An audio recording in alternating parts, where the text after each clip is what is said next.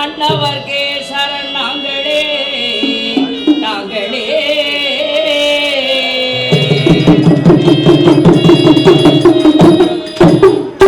சித்திக்கடாடும் சிங்காரவல்லியாய் காளியாய் அம்மனாய் வீற்றிருப்பவளை போற்றி போற்றி போற்றி போற்றி அம்மா.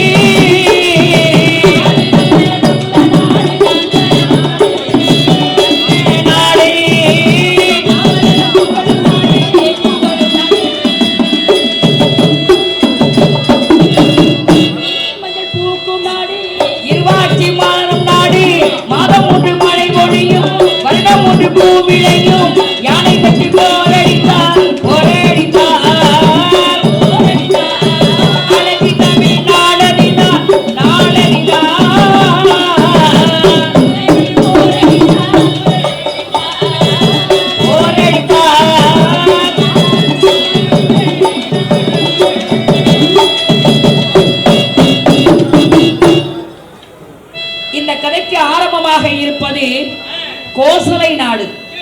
கோசலை நாட்டை தசரத மன்னன் ஆண்டு வருகிறார். அவனுக்கு 3 மனைவிமார்கள், கௌசல்யா, கைகேயி, சுபத்திரை என்று சொல்லக்கூடிய 3 மனைவிமார்கள். 3 மனைவிமார்களை திருமணம் செய்து குழந்தை இல்லாமல் இருக்க புத்திரகாமசி யாகம் என்று சொல்லக்கூடிய யாகத்தை தொடங்குகின்றார். அப்படி தொடங்குகின்ற நேரத்திலே அந்த யாகத்தில் இருந்த ஒரு அவிர்ப்பாகம் ஒன்று கிடைக்க, பாயாசம் போல ஒரு பொருள், அந்த பொருளை தன் மனைவிமார்களுக்கு பங்கிட்டு கொடுத்தார். மூத்தவளுக்கு 1 கரண்டி, இளையவளுக்கு 1 கரண்டி, 3ஆம் மனைவிக்கு 2 கரண்டியாக கொடுத்தார்.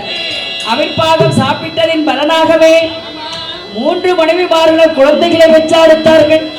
யார் யார் என்று சொன்னார்? அவர் அமனவர் பரதானோதா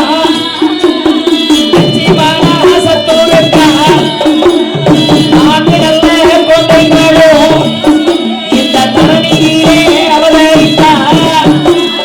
ராமாயணம் அவதரித்தார், ராமனுமே அவதரித்தார், இந்த தரணியிலே அவதரித்தார்.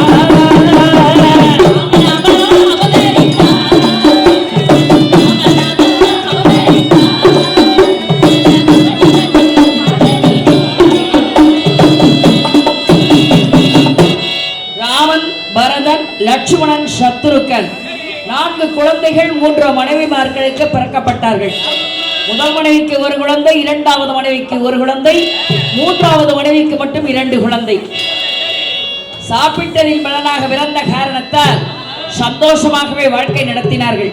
வாழ்க்கை நடத்துகின்ற நேரத்திலே அரசனுக்கு என்னென்ன தேவையோ, ஏட்டு படிப்பு, வில்வித்தை, வாழ்வித்தை என்று யானை ஏற்றம், குதிரை ஏற்றம் என்று எத்தனை போர்முறை பயிற்சிகள் எல்லாம் இருக்கிறதோ அத்தனையும் சொல்லி வளர்த்து வந்தார். வளர்த்து வரக்கூடிய நாளையிலே சின்ன குழந்தைகளாக இருந்தவர்கள் வாலிப பருவத்தை அடைந்தார்கள். வாலிப பருவத்தை அடைகின்ற நேரத்திலே ஒரு நாள் தினத்திலே அந்த அரச சபைக்கு விஸ்வாமித்திர முனிவர் வந்தார். வந்தவுடனே தசரத மன்னன் வரவேற்றார். சுவாமி வாருங்கள் சுவாமி வாருங்கள். தங்களுடைய பாதம் இந்த மண்ணிலே படுவதற்கு நான் என்ன புண்ணியம் செய்தேன் என்று தெரியவில்லை என்று அந்த மன்னனை எப்படி வரவேற்கிறார் என்று சொன்னால், வருக வருக என்று சொல்லி என்று சொல்லி என்று சொல்லி நம்முடைய வரவேற்றா வரவேற்றா வருக வருக என்று சொல்லி என்று சொல்லி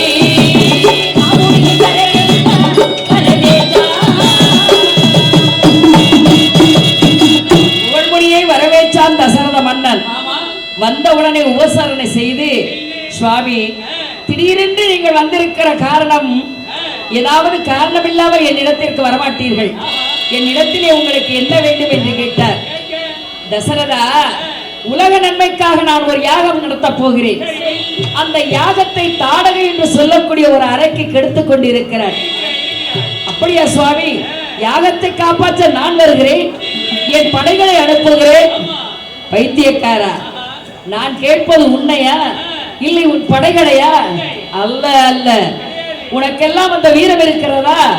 அந்த தாடகை அழிக்க வேண்டும் என்று சொன்னால் அவ உன்னுடைய பிள்ளையை தான்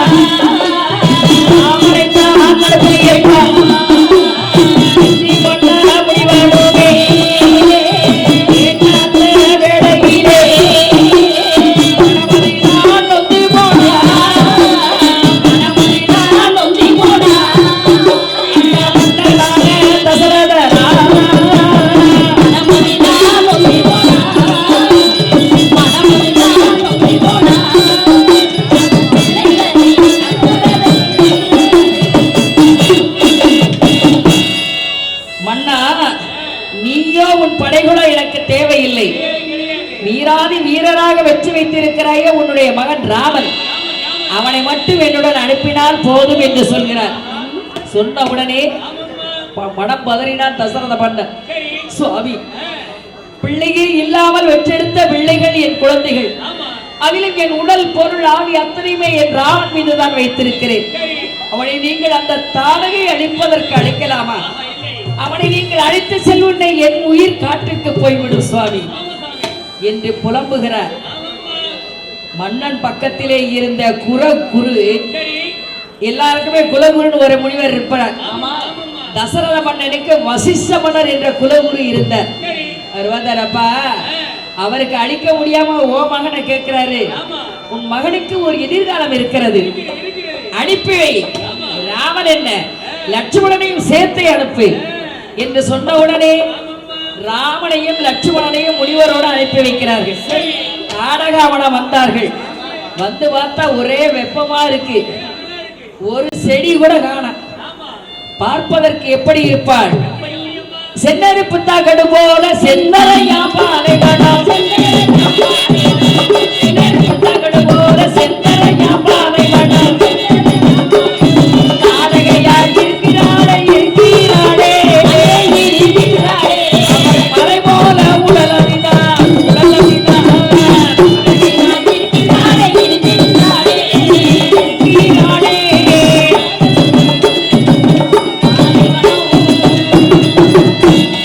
அவளுடைய மூச்சு பற்றி இந்த காட்டிலே ஒரு செடி கொடிகள் கூட இருக்கவில்லை என்று சொல்லிக் கொண்டிருக்கும் பொழுதே வந்துவிட்டாள் தாடகை. பார்த்தாள், கொக்கரித்தாள். ஏ முனிவனே, வருகின்ற நேரமெல்லாம் நான் உன்னை விரட்டி விரட்டி அடிப்பேன். இன்று அழகான சிறு பிள்ளைகளை அழைத்துக் கொண்டு வந்திருக்கிறார். அவர்களை எனக்கு இரையாக உடுத்துவிட்டு நீ யாகத்தை தொடங்கலாம் என்று நினைக்கிறியா? பைத்தியக்கார, அவ்வளவு லேசில நான் உன்னை யாகத்தை செய்ய விட்டுருவனா என்று தன் கையை பெரிய பெரிய மலைகளை எடுத்து எரிய ஆரம்பித்தான். பார்த்தார் முனிவர். ராமா, இன்னும் ஏனடா பார்த்து கொண்டு இருக்கிறாய்? எடுத்து அம்பை எடுத்து போடு, அவள்தான் தாடகை என்று சொன்ன உடனே ராமவீரா கற்ற வித்தைகளை எல்லாம் எடுத்து அப்புறத்தில் வைத்திருக்கக்கூடிய அம்பை எடுத்து நாணேற்றி வில்லை தொடுத்து விட்டார். வில்லானது மார்பிலை பட்டவுடனே ஆவென்று அலறி அப்படியே விழுந்தாள். மலை போல் விழுந்தாள். தாடகை இறந்துட்டா. தாடகா மனமே செக்க செவேர்ந்து இருக்கு. தாடகைக்கு 2 பிள்ளைகள். சுபாகு மாரிசன் என்று. அவர்கள் தாய் இறந்ததை கேட்டவுடனே அவனிடம் போர் மூட வந்தார்கள். அவரையும் இந்த அம்புராத்துணியானது அம்பு எடுத்து போட்ட உடனே மூத்தவன் சுபாகுவை அழித்தது. இளையவனை அழிக்கவில்லை. அவன் புத்திசாலி, ராமபாணம் நம்மை விடாது என்று பயந்து ஓடி ஓடி ஓடி ஒளிந்து கடற்கரையிலே போய் ஒளிந்து கொண்டார். இவ்வாறாக இருக்க அந்த இடத்தை சுத்தம் செய்து அந்த தாடகவனத்தை சுத்தம் செய்து யாகத்தை நடத்தினார்கள். நல்லபடியாக யாகமானது முடிந்தது. முடிந்தவுடனே ராமன் சொன்னார், சுவாமி நாங்க வந்த வேலை முடிஞ்சிருச்சு, எங்க அம்மா அப்பா தேடுவாங்க, எங்களுக்கு வாழ்த்து வரம் கொடுங்க என்று சொன்ன உடனே, ராமா என்னுடைய யாகத்தை நீ காத்து கொடுத்திருக்கிறாய், உனக்கு நான் வேறு ஏதாவது கைமாறு செய்ய வேண்டாமா? பக்கத்திலே தான் இருக்கிற மிதிலாபுரி நகரம். ஜனக மன்னன் தன் வளர்ப்பு மகள் சீதா தேவிக்கு சுயவரம் வைத்திருக்கிறார், அங்கே சென்று விட்டு போகலாமே என்று சொன்னவுடனே முனிவருடைய சொல்லை தட்டாத பிள்ளைகள் முனிவருடைய புறப்பட்டு சென்றார்கள். வருகின்ற வழியிலே அதிசயம் என்ன நடக்கிறது என்று சொன்னார். அங்கே நடந்து செல்லும் பாதையிலே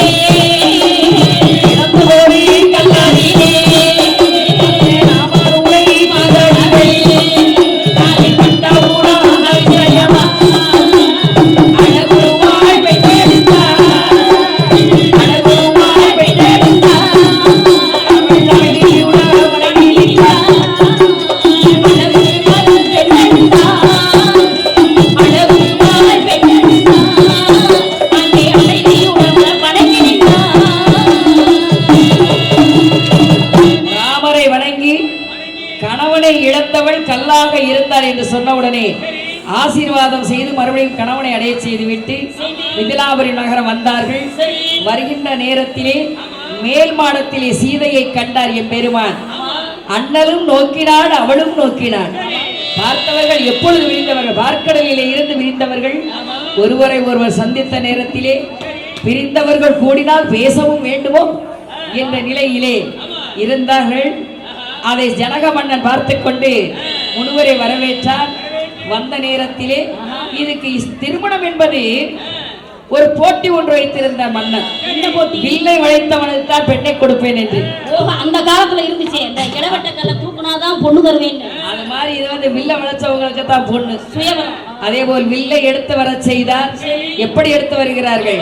சக்கரங்கள் போட்டிருந்த வண்டியிலே, சரிசமமாய் இருந்த பெட்டியிலே,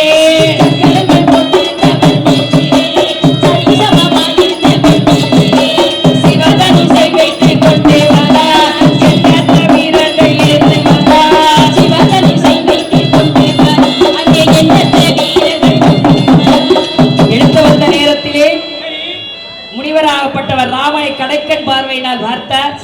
வேகமாக எழுந்தார் வீரனாக. என்றார் சென்றார். ஏடவிழ் மாலை என எடுத்தது கண்டனர், இட்டது கேட்டனர். சீதைக்கு சூட்டப்புற பூமால மாதிரி எடுத்தாரா? எடுத்தார், முறித்தார். ஜனக மன்னன் சீதா தேவியை பெண்ணை பரிசாக கொடுத்தார். அங்கே இருவருக்கு திருமணம் எப்படி நடக்கிறது? மங்கையர்கள் 1000 பேர் வான்தொழில்கள் கூறி நின்றார்.